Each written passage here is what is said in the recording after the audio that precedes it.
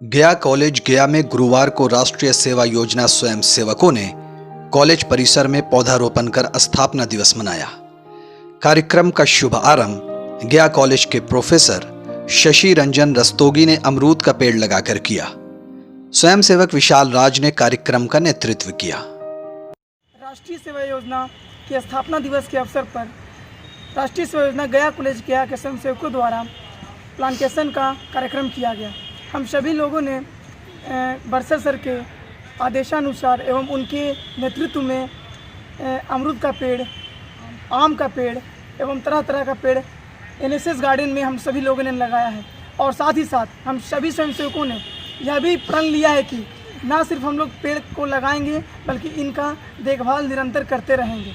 और हम सभी लोग इस कार्यक्रम के जरिए लोगों को यह संदेश देना चाहते हैं कि अपने जन्मदिन के अवसर पर हर कोई स्वयंसेवक, हर कोई वर्ग का लोग अपने जन्मदिन के अवसर पर कम से कम 5 पेड़ जरूर लगाएं।